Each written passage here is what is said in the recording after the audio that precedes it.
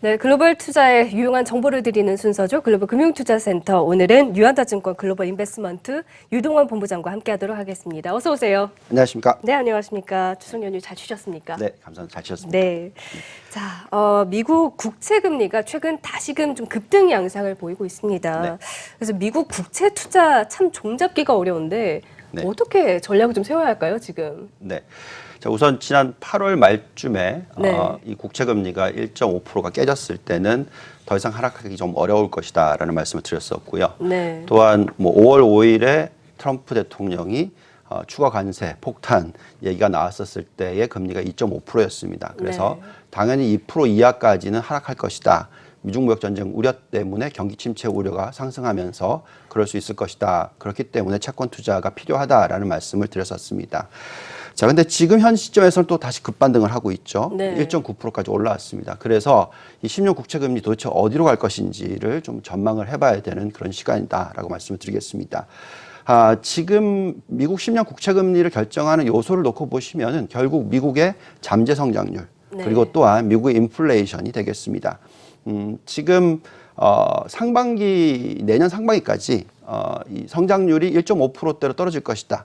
뭐 심지어는 경기 침체로 갈 수 있기 때문에 0% 성장률도 볼 수 있다. 뭐 이런 우려가 있다면 당연히 국채 금리는 계속 하락할 수밖에 없습니다. 그렇지만 지금 보시면 최근에 나타나고 있는 물가 상승률 그런 물가 상승률은 거의 지금 2.4%까지 올라온 네. 상황이고요. 그럴 수밖에 없을 것이다라는 예상을 또 해드렸었고 또한 개인 소비 지출 관련된 가격 지수 PCE 인플레이션인데요. 이 숫자도 1.6% 수준으로서 어느 정도 안정적인 모습을 보여주고 있습니다. 네, 그렇죠. 여기에 또한 임금 상승률이 굉장히 중요한데 지금 미국은 5% 이상의 임금 상승률이 나오고 있고요. 또 소비가 GDP의 70%를 차지하고 있으니 실질적으로는 잠재 성장률이 2% 정도 수준은 충분히 나오지 않느냐.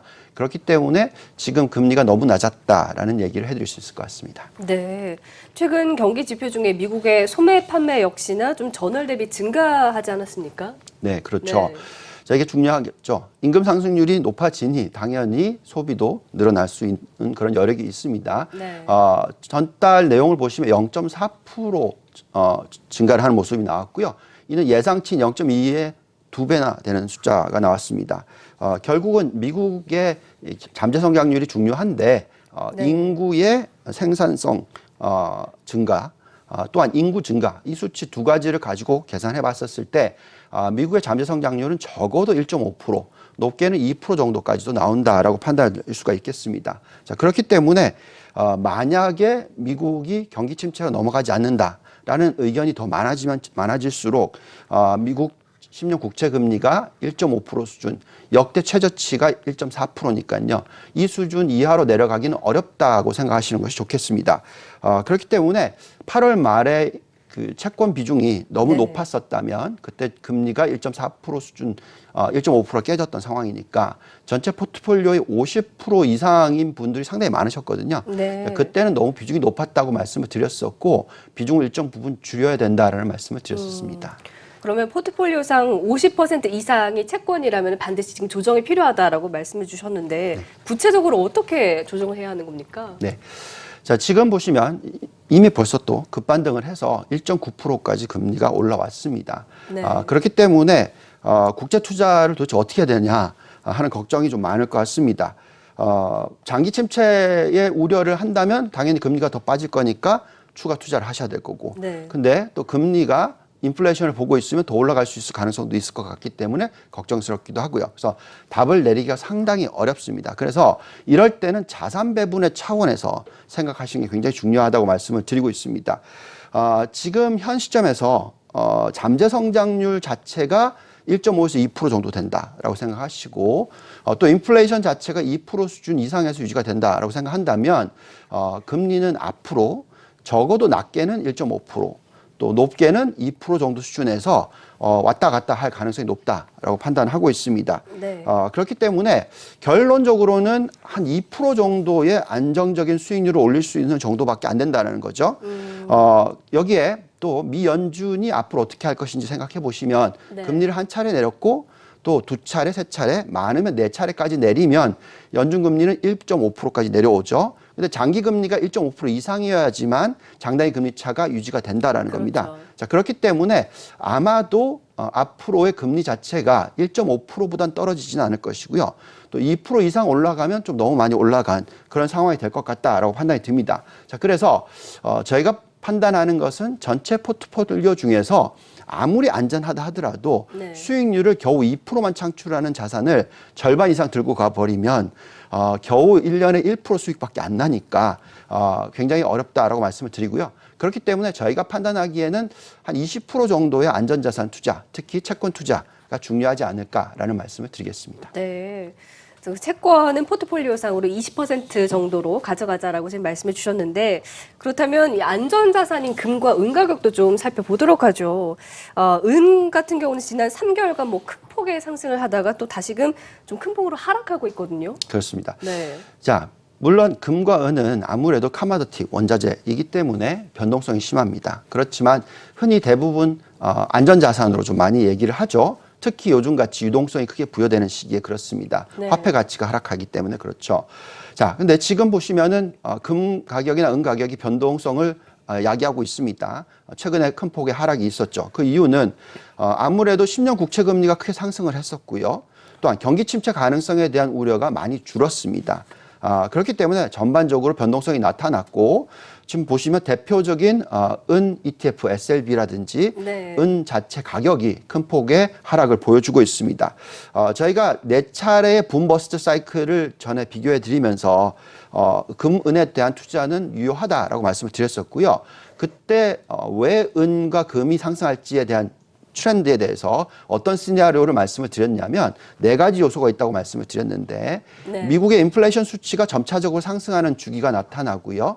또한 국채 금리가 하락하는 주기, 그리고 또 경기 침체 우려가 계속되고 연준의 적극적인 금리가 인하가 나오는 시기에서는 금은의 가격은 상승할 것이다라고 예상을 하고 있습니다. 그렇기 때문에 최근에 고용 시장이 좋고 또 금리가 올라가고 또 M1 증가율이 안 올라갔었을 때는 아무래도 조정이 필요했던 시기였다라고 판단이 듭니다. 하지만 중요한 것은 지금부터인데요. 앞으로 길게 보시면은 계속 국채 금리가 상승하기보다는 안정을 찾을 확률이 높고요. 네. 또한 금리를 추가적으로 내리게 되면 M1 증가율, 통화 증가율이 높아질 가능성이 높습니다. 그렇기 때문에 계속적으로 금, 은에 대해서는 투자를 어느 정도 하셔야 된다라고 말씀을 드리고 있고요. 네.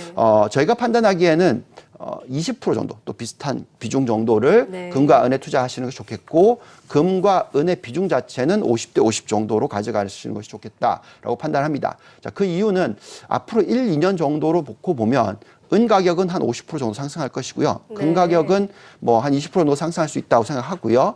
평균적으로 전체적인 포트폴리오의 금과 은의 상승률은 2자릿수가 넘을 것입니다. 그래서 한 20% 정도만 들고 가셔도 어느 정도 일정 부분 수익을 올리실 수 있기 때문에 적절한 투자처가 아닌가라는 생각이 듭니다. 그렇군요. 원자재 투자에 관한 얘기가 나왔으니까 이제 이야기를 하는데 앞서서도 원자재 같은 경우는 변동성이 크다고 말씀하지 않으셨습니까? 투자 시 특히 유의해야 될 사항들이 있다면 어떤 것들을 좀 염두해야 될까요? 네. 자, 비중을 너무 많이 가져와 버리면 포트폴리오의 변동성이 너무 높습니다. 그래서 네. 변동성이 너무 높으면 투자를 잘 못한다라는 게 됩니다. 그래서 이렇게 변동성이 높은 자산의 비중을 너무 높게 가져가는 것, 즉 한 30% 정도 가져가 버리면 변동성이 너무 심하기 때문에 투자하기 어려움을 겪을 수가 있습니다. 그래서 저희가 판단하는 것은 적절한 비중이 중요할 것 같고요. 네. 실질적으로 만약에 변동성이 굉장히 커서 앞으로 상승률이 50% 정도 나올 수도 있다. 그러면 포트폴리오에 10%만 들고 가셔도 됩니다. 그래서 그런 위주의 투자가 중요할 것 같고요. 그래서 계속 말씀을 드리지만 은에 대해서 추천을 해드렸었던 시기가 8월인데 그때 네. 한 16달러였거든요. 이것이 거의 20달러까지 갔다가 지금 다시 17달러로 내려왔습니다. 그래서 변동성이 심할 수밖에 없다고 생각하시고요. 금과 은 투자는 전체 포트폴리오의 20%, 금 10%, 은 10% 정도가 좋다라는 말씀 드리겠습니다. 네. 금과 은 확인해 봤는데 그렇다면 달러 투자는 어떻게 해야 합니까? 네. 자, 금과 은이 안전자산이라고 얘기를 하지만 변동성이 심합니다. 네. 그렇지만 그 변동성이 좀 덜한 자산군이 달러이죠. 그렇죠. 자, 달러는 지금 현재 보시면은 98 이상에서 굉장히 안정적인 모습을 보여주고 있습니다. 네. 어떻게 보면 굉장히 견고하죠. 그리고 만약에 정말 경기 침체로 넘어간다라고 생각하신다면 제 생각에는 역대 최고치인 달러 지수 120을 뚫을 수도 있다라고 생각을 하고 있습니다. 그리고 앞으로 만약 경기 침체가 온다면 미국발이라기보다는 아마도 중국이나 일본, 유럽발 가능성이 높다라고 생각을 하고 있습니다. 그래서 이런 시기, 또 금융위기가 만약에 나타났었을 때 미국의 인플레이션이 올라갈 거기 때문에 미 연준이 금리 인하를 하는 것이 아니라 다시 인상을 하게 되는 시나리오가 나온다고 생각한다면 당연히 달러 지수는 120으로 갈 거다라는 생각을 가집니다. 네.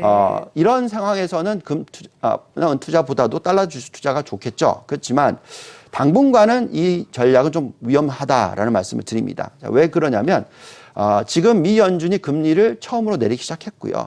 또한 추가적으로 내릴 것이고 내년 상반기 말까지는 낮게는 0.75, 높게는 1% 정도를 금리 인하를 하게 됩니다. 자, 이렇게 된다면 당연히 달러는 오히려 약세 기조로 갈 가능성이 충분히 있다라고 생각하고요. 네. 앞으로 1년 정도로 놓고 보면은 달러가 한 5% 정도 절하될 가능성이 더 높지 않나라고 판단을 하고 있습니다. 그래서 달러 자산 자체를 투자를 하기보다는 달러로 되어 있는 주식 투자가 더 좋을 것 같고요.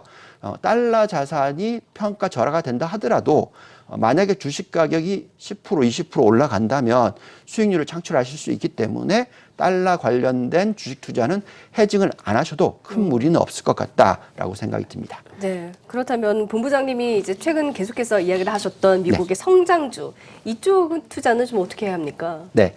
자, 계속 저희가 지금 말씀드리는 게 자산 배분을 말씀을 드리고 있죠. 자산 배분을 놓고 봤었을 때는 안전자산 20%에서 30% 정도. 네. 그 다음에 저성장 관련된 인플레이션이 계속 올라가는 상황에서 저성장이 지금 일어나고 있는 그런 상황이지 않습니까? 그런 상황에서는 저변동성 주식군을 한 20% 정도, 30% 정도 들고 가야 됩니다. 그렇지만 계속적으로 지금 금리 인하가 일어나고 있기 때문에 이 성장주의 투자 비중이 네. 높아야 됩니다. 40에서 50% 정도 들어가야 되고요. 여기 보시면은 업종 중에서 가장 좋게 보이는 것이 IT와 바이오 업종, 또한 금융 업종도 포함이 됩니다. 그래서 매출 증가율이나 이익 증가율이 높기 때문에 이런 업종의 투자에 초점을 맞추실 필요가 있다 말씀드리겠습니다. 네, 미국 성장주 투자 중에서는 특히나 IT 산업과 바이오 산업 쪽으로 또 눈을 돌려보자라고 정리를 해주셨습니다. 자, 지금까지 도움 말씀의 유한타증권 유동환 본부장이었습니다. 말씀 고맙습니다. 감사합니다.